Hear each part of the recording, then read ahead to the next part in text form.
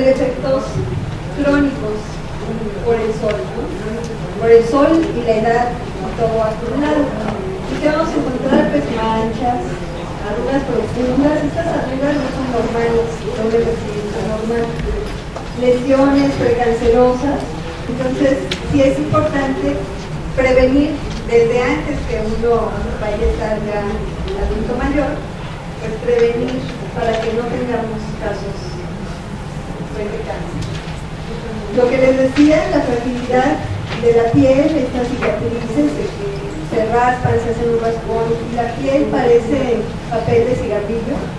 La tomen es tan delgada que con cualquier tallocito pues van a tener heridas. Aquí vemos este daño solar tan severo con este tema, este cuadriculado que vemos aquí. Bueno, no solo denota que esta persona se ha soleado durante mucho tiempo y muy severo. En los labios vamos a ver cómo se empieza a adelgazar el bermellón y aquí tenemos lesiones actínicas también por exposición solar. Este tipo de arrugas tan profundas son de un envejecimiento no cronológico, sino un corto envejecimiento. Y bueno, de los tumores más frecuentes que tenemos, pues son las queratosis seborreicas, que yo creo que todos conocemos. Es el tumor epitelial benigno, más frecuente. Y van a ser unas plaquitas queratóxicas verrugosas. Algunas son muy claritas, casi del color de la piel, y otras se empiezan a pigmentar y se empiezan a hacer café oscuro. A veces se asocian con trastornos y van a aparecer a partir de los 30 años.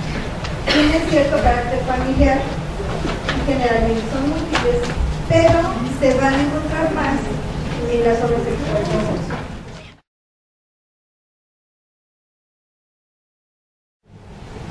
La hipoacusia se define para cuestiones prácticas como una pérdida de 20 decibeles, que es la manera como nosotros medimos la intensidad de la pérdida. Se mide en decibeles, que es nada más una expresión, es una expresión logarítmica, pero lo que nos indica es que la energía de decibeles no representa el número que nos dice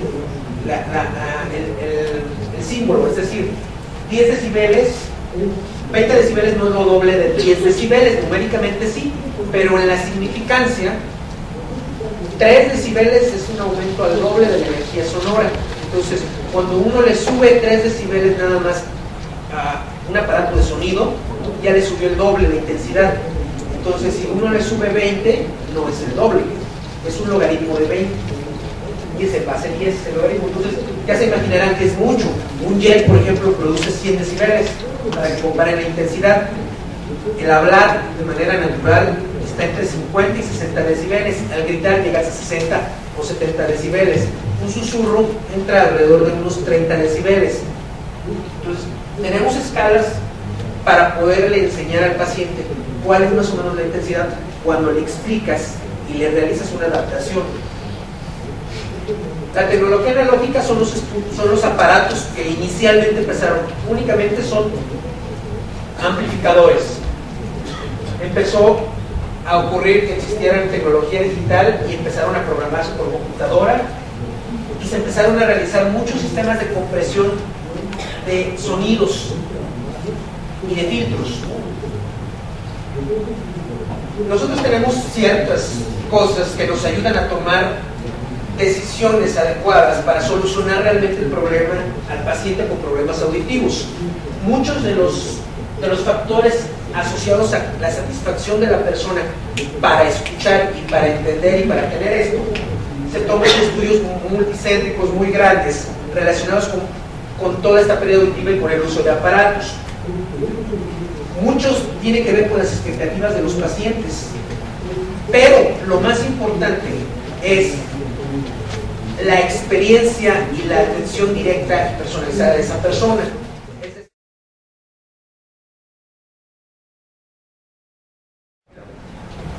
Bien, el número de adultos mayores en el mundo aumenta y por supuesto México no es excepción. Ustedes ven ese reporte de la Organización Mundial de la Salud del año pasado, en donde México cuenta con menos del 10% aún de adultos mayores y según las proyecciones estaremos entre el 10 y el 20% para el año 2050. Sin embargo, este aumento en la expectativa de vida, este aumento en la proporción de ancianos no significa necesariamente que va a haber una mejoría en sus condiciones de salud o en su calidad de vida, sino al contrario. El envejecimiento es un problema, si lo queremos ver de esta forma, que aumenta la probabilidad de morir de las personas y aumenta la probabilidad de tener discapacidades tanto físicas como cognitivas. México no es el país más viejo de América todavía, siguen siendo las Islas Vírgenes Británicas. México está hasta por acá, hasta el año pasado alrededor de menos del 9% del total de la población de 60 años y más.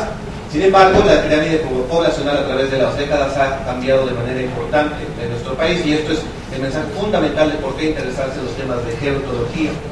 Si a principios del siglo, o a mediados más bien entre los 1900 y 1950, realmente la distribución de la población tenía una forma de pirámide, con el paso del tiempo esto se ha perdido, y vemos de que, según las proyecciones de aquí a 40 años ya, la proporción de personas que van a tener más de 60 años va a ser superior incluso a las edades más jóvenes, para los niños o para las personas en edades productivas.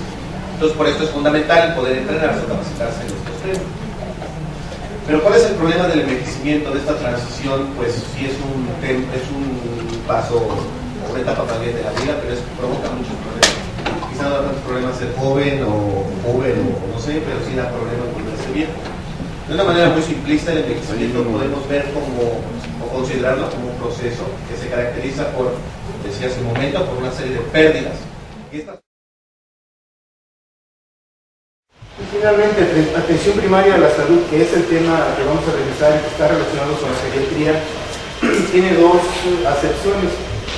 Una que hace más de 30 años fue una estrategia mundial que se implementó en Rusia, que tenía como lema salud para todos en el año 2000. Ustedes lo habrán escuchado. Obviamente fue un lema que se quedó corto, que no alcanzó los objetivos perseguidos, pero es eso, es una estrategia. Pero en algunos lugares se le considera a esta atención primaria a la salud el primer contacto que el paciente tiene con una institución de salud. En este caso, el primer nivel de atención es la forma de entrar de los pacientes a lo que es una institución a recibir esa atención médica. Y habitualmente se da, como ya les comentaba, por la medicina familiar, por la medicina integral.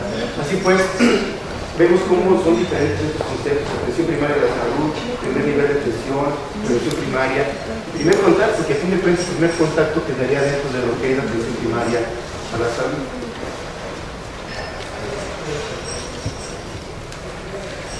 Es conveniente también, antes de abordar de manera definitiva el tema, considerar algunos aspectos que tienen que ver con la epidemiología y con la sociología, relacionados importantemente con la patología de los viejos y de los adultos mayores.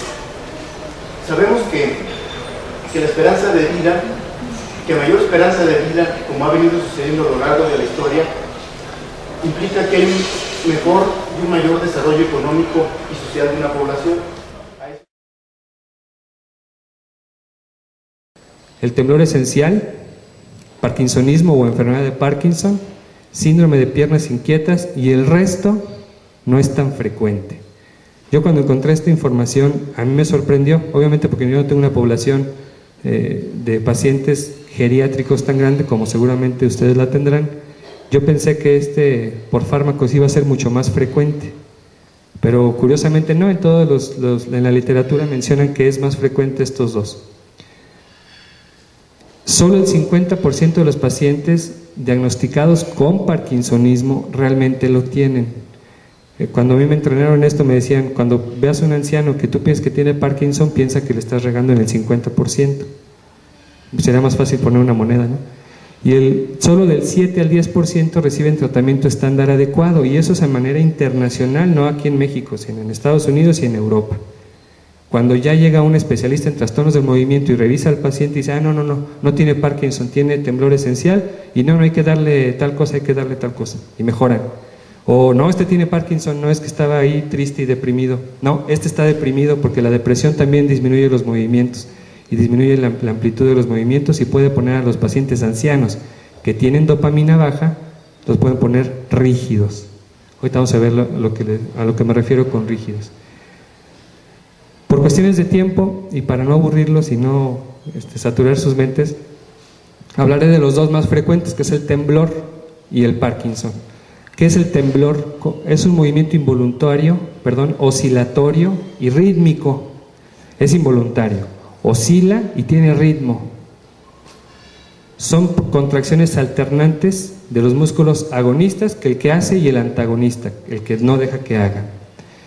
A diferencia de la corea, de la distonía, de los tics y de los mioclonos, tiene ritmo. Es un movimiento que al hacerlo tiene chac, chac, chac, chac, chac, chac, chac, tiene ritmo. La prevención, por lo tanto, es posible, es decir, nosotros podemos manipular lo que ingerimos o que la persona puede ingerir, y bueno, esto puede ser común en distintas enfermedades, como lo vamos a ver posteriormente. ¿Cuáles podrían ser los mecanismos propuestos? A manera de ejemplo, la dieta pues provee antioxidantes. Bueno, los antioxidantes son importantes contra el estrés oxidativo, y en este caso ponen como ejemplo al estrés, al cual es muy vulnerable, o el consumo de lípidos, por ejemplo, el cual las grasas pues son el principal componente del cerebro. Las vitaminas o el ácido fólico pues también tienen efectos sobre la homocisteína, y sabemos que esto implica mucho en el proceso de aterosclerosis y demás como ejemplos. Y ya ha estado demostrado con el paso de los años de que ciertos patrones de alimentación tienen un papel importante o determinante en ciertas consecuencias en salud. Por ejemplo, algunos estudios hablan de que el consumir pescado, ya sea 1 o 2 veces por semana o más de 2 veces por semana, está asociado, por ejemplo, a una menor probabilidad de deterioro cognitivo o a una menor incidencia de enfermedad de Alzheimer. Por ejemplo, aquella gente, como hablando de un recurso material, aquella gente que carece de una prótesis dental apropiada no va a poder consumir bien los alimentos. Aquella gente, desde el punto de vista físico, que no puede desplazarse, quizás sea la persona que no pueda o ir al mercado a comprar los alimentos que necesita. Aquella persona del gusto psicológica que tiene deprimido o está pasando un duelo o pasa una situación de estrés, pues tampoco tenga ganas de comer. O aquella gente que vive sola, que ya se le fueron los hijos, se quedó viuda, pues quizá también no tenga ganas de preparar una comida completa y come lo que hay. Entonces son ejemplos clásicos de cómo estas características se relacionan desde la adquisición, la preparación y el consumo del alimento. Los cuidados paliativos deben de incluir dentro de sus programas aspectos de tipo psicológico, social y espiritual para la persona que tiene una enfermedad terminal y o que aparte es un paciente terminal. También se llama cuidado de alivio, cuidados médicos de apoyo y tratamiento de los síntomas. Por otro lado, tenemos que esta definición, algo muy bueno que nos trae, es que ya no solamente el cuidado paliativo se enfoca a las manifestaciones clínicas de un padecimiento dado, sino también el tratamiento de la signosintomatología proveniente del tratamiento para una enfermedad dada. Esto es, ya no solamente el cuidado paliativo se refiere al tratamiento para aliviar los síntomas del cáncer, sino también aliviar los síntomas que provienen del tratamiento del cáncer. ¿Cuántos pacientes hemos visto que terminan pues deshidratados, desnutridos, cansados por recibir quimioterapias por un padecimiento oncológico dado? Entonces solamente el tratamiento paliativista no solamente se refiere al tratamiento del cáncer o de sus molestias, sino también de los problemas derivados del tratamiento del cáncer. ¿La que sigue, por favor? En términos generales, ¿cuáles serían los objetivos de los cuidados paliativos? Número 1, promover el confort y mejor calidad de vida del enfermo y su familia.